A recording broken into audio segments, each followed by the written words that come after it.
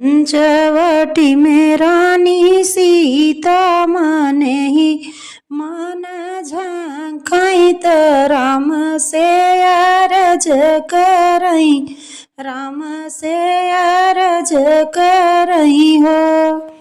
राम आई गईले बेह भई के दिन दूर दुरिया चब बहु बई दूर दुरिया चब बहु बई हो। पंचवटी में रानी सीता त राम से अरज करई, राम से अरज करई हो। राम आई गए बेह भई के दिन दूर दुरिया चब बहु बई दूर दुरिया चब बहु बई हो।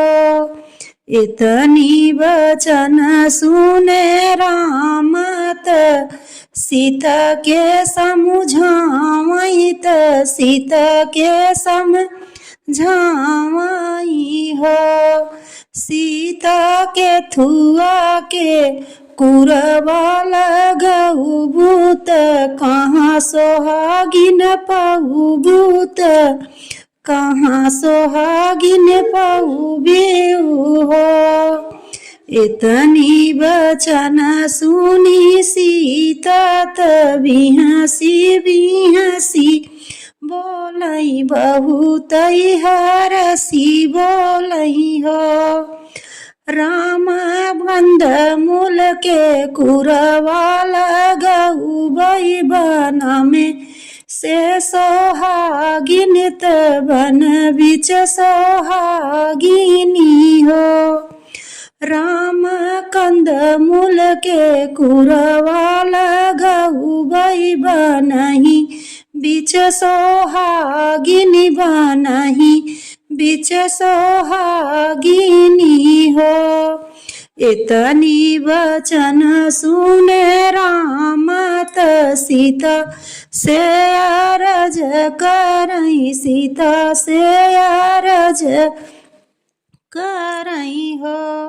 सीता त करबू दूर दुरिया तू बेह पई के काऊ काऊ मंग बिऊ त काऊ तू मंग बिऊ हो। मंग बई नैहर सासुर रामयस पति मांगब रामयस पति रही हो।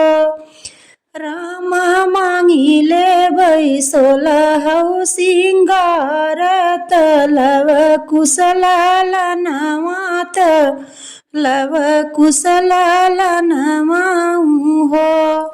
राम मांगी ले बई 16 सिंगार लव कुश असल लनवा लो कुश असल लनवाऊ हो।